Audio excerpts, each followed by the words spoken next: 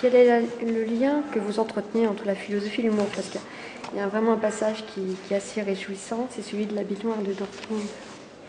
Ah. Alors, mais c'est le lien qu'il y a entre le réel et l'humour. Qu'est-ce que vous voulez que je vous dise, moi? La baignoire de Dortmund, il faut rappeler ce que c'est, la baignoire de Dortmund. C'est une technicienne de surface du musée de Dortmund a vu une baignoire dont la patine était abîmée, et donc elle a beaucoup frotté la patine de la baignoire abîmée.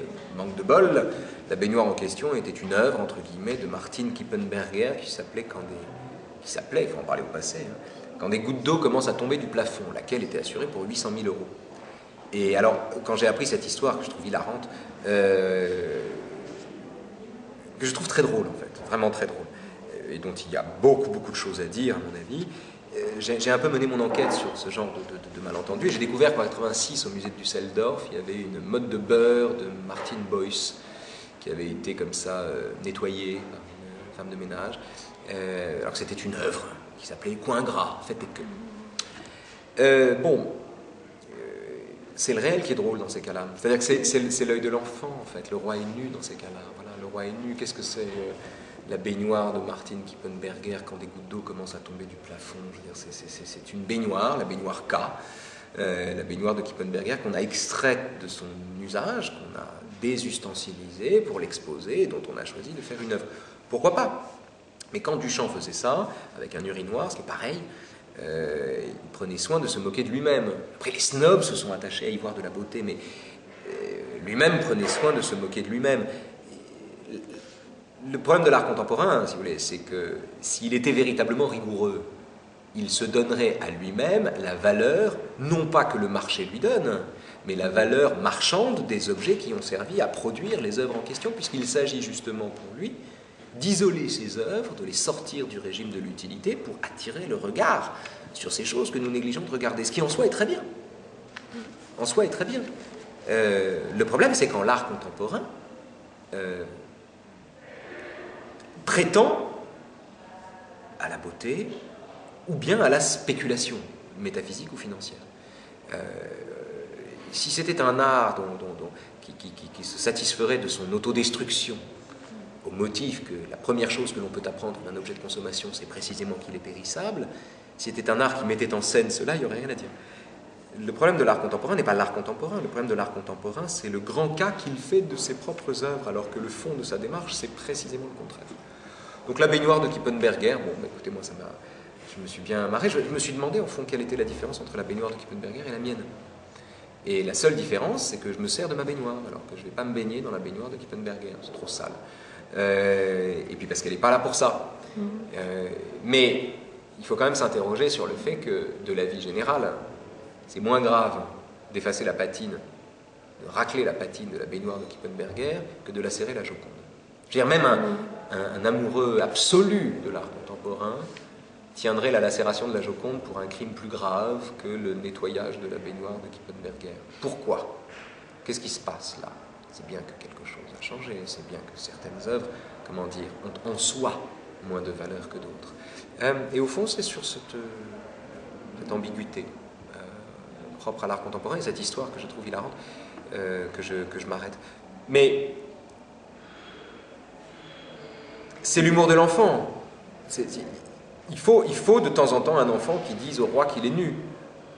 Il faut de temps en temps un enfant qui dise « Mais enfin, Majesté, vous êtes à poil. Majesté, vous êtes nu. » Il faut de temps en temps que, quand tout le monde s'accorde à voir ce qui n'existe pas, c'est-à-dire à voir une œuvre d'art sous une baignoire, il faut de temps en temps qu'il y ait un œil d'enfant qui rappelle tout le monde au fait qu'on est devenu fou, que c'est une folie, c'est une folie marrante, c'est une folie intéressante. Mais le vrai sujet de l'art contemporain, c'est le spectateur. Le vrai sujet de l'art contemporain, c'est le spectateur.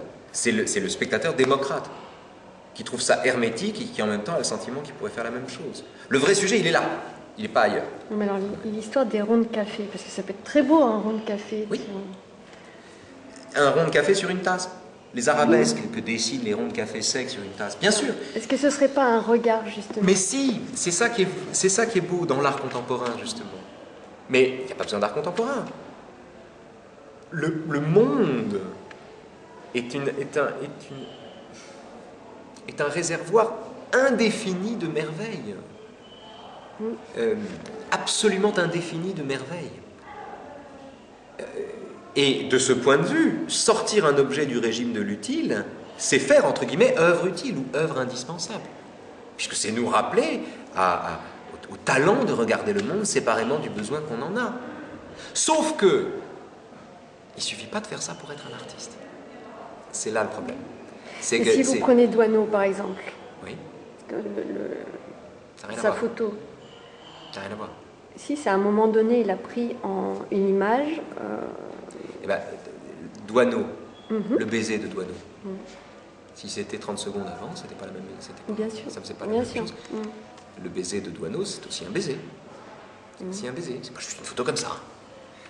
Quand Doisneau filme le regard indigné d'une dame qui voit une paire de fesses dans la vitrine d'une boutique, c'est une série d'ailleurs, où il photographie des photos, il y a une dame cul nue dans la vitrine, il y a des gens qui passent et ils filment, enfin ils photographient l'expression, l'indignation.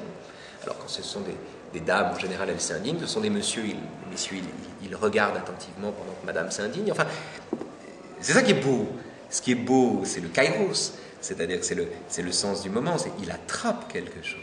Il attrape quelque chose, et il magnifie ce qu'il attrape. Dire que le réel est un réservoir indéfini de beauté ne veut pas dire que tout est beau tout le temps. Dire que le réel est un réservoir indéfini de beauté signifie que la qualité d'un regard est de nature à faire jaillir la beauté d'une situation ordinaire de l'existence. C'est pas tout à fait la même chose. Le travail, l'œil du photographe est un œil aristotélicien, il faut choper le kairos, et il en va d'ailleurs de ça comme de l'humour. L'humour, si vous sortez une blague au mauvais moment, ça tombe à plat. La même blague, dite au bon moment, peut provoquer des éclats de rire. C'est une forme de jurisprudence. Il faut sentir le moment. Il faut sentir le moment. Sacraliser tout objet au nom du fait qu'on pose sur lui un regard désustensilisé, dépouillé de l'injonction d'agir, de vivre et de prélever dans le monde ce qui est utile et ce qui ne l'est pas, me semble une solution de facilité, parce qu'à ce compte-là, tout le monde est artiste, et j'y crois pas. Mais en même temps, il y a quelque chose de singulier. Par exemple, cette histoire de feuilles qui tournoient, si vous filmez cet instant-là, ça provoque une beauté, enfin une singularité, et pourtant, c'est très ordinaire. Mais le tournoiement de feuilles n'a rien d'ordinaire. L'ordinaire n'a rien d'ordinaire. L'ordinaire est un extraordinaire possible. L'ordinaire n'a rien d'ordinaire. Le tournoiement des feuilles n'a rien d'ordinaire. Le tournoiement l'autre jour, j'ai croisé un tournoiement de petites boules de polystyrène sur l'entrée d'un parking. C'était sublime. C'était merveilleux. C'était merveilleux. Et c'était un renseignement sur la beauté possible de cet assemblage improbable. Ce qui n'est pas ordinaire, ce qui est invraisemblable, ce qui est extraordinaire, c'est l'ordinaire lui-même. Mais une fois qu'on a dit ça, on ne peut pas s'en satisfaire. C'est-à-dire, s'en satisfaire consisterait à dire, bah, du coup, tout est beau. Non. Le regard, ça a un sens. Et l'œil de Doisneau, justement, montre bien que il ne prend pas n'importe quelle photo. C'est même le contraire. Il n'y a pas plus exigeant que le fait d'être attentif à ce qui nous entoure. Être attentif à ce qui nous entoure, être attentif à la beauté possible, au jaillissement possible de la beauté de ce qui nous entoure, n'a rien à voir, je crois, avec le fait d'adouber toute forme de réalité au nom du fait que, existante, elle est belle. L'art contemporain, d'une certaine façon, prend un phénomène banal, met une cloche dessus et le met dans un musée. Si Doisneau avait travaillé comme ça, il n'aurait pas fait le baiser. Que pas une grande photo, à mon avis. Ça, c'est une autre histoire.